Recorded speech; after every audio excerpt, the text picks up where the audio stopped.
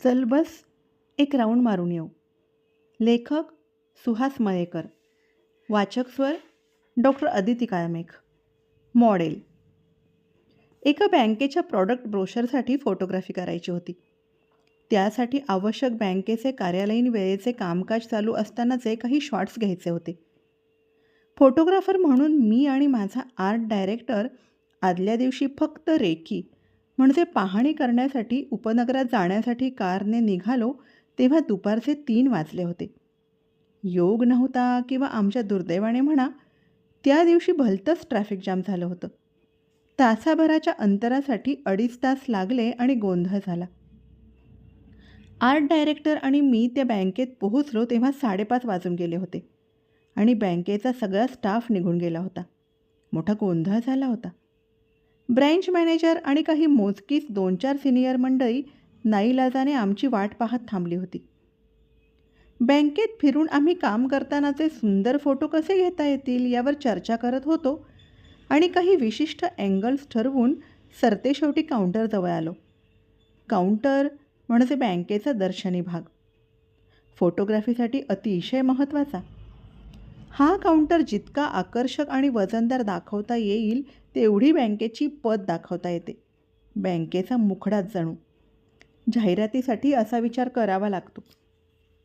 काउंटरचे विशिष्ट अँगल्स ठरवण्यासाठी आम्ही उपलब्ध होती ती 2-3 माणसं डमी म्हणून बसवली आणि कॅमेरा अमुक ठिकाणी येईल म्हणून जागा फिक्स केल्या. मात्र डमी म्हणून जिथे ती माणसं बसवली होती तिथे काउंटरवर मुख्य शूटिंगच्या वेळी तरुण सुंदर मॉडेल मुली बसवण्याचं ठरलं. नेमकं याच वेळी ब्रँच मॅनेजरनं नाक खुपसलं आणि वरिष्ठांशी फोनवर चर्चा करून स्टाफमधीलच काही मुलींना घेण्याचं ठरवलं. पोरींना संधीही देता येईल आणि मॉडेलिंगचे पैसेही वाचतील असं काहीसं सुचवलं. रिटायर व्हायला आलेले ब्रँच मॅनेजर यावेळी बँकेचे प्रतिनिधी म्हणून आमच्याशी बोलत होते. आर्ट डायरेक्टरने पुन्हा एकदा खात्री करून घेतली. नक्की मुली आहेत ना? आपल्या स्टाफरूममधल्याच तरुण मुली आपण मॉडेल म्हणून घेणार आहोत. येस, छान मुली आहेत, ब्रँच मॅनेजर म्हणाले आणि नाईलाजाने आमच्या निवड केलेल्या मॉडेल्स रद्द करून आम्ही तिथून बाहेर पडलो. दुसऱ्या दिवशी शनिवार होता.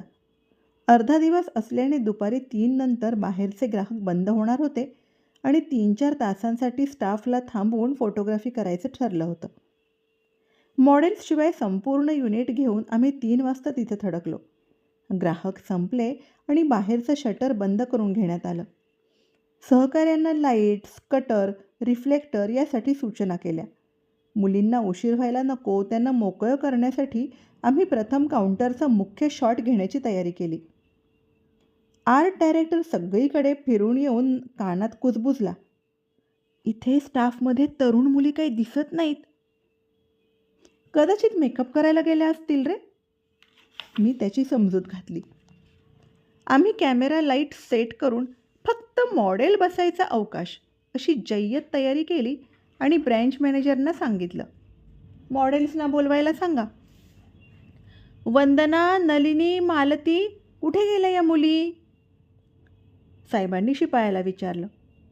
तो गेला आणि तत्परतेने त्यांना घेऊन आला.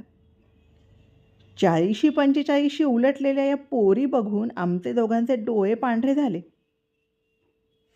अरे यार, मैनेजर साहब कल मुली मुली बोल रहे थे, हमने साहब की उम्र का सोचा ही नहीं था. Art director. 60चे साहेब 40च्या स्त्रियांना मुली नाही तर काय बोलणार? आर्ट डायरेक्टरचं केविलवाणं तोंड बघवत नव्हतं. इतक्यात ब्रँच मॅनेजर म्हणाले, याच मुली आमची ब्रँच चालवतात. आमच्या ग्राहकांसाठी त्याच मॉडेल आहेत. येस, मला पटलं. मी टाळी वाजवून सहकाऱ्यांना सूचना केली. Come on, get ready to shoot. धन्यवाद.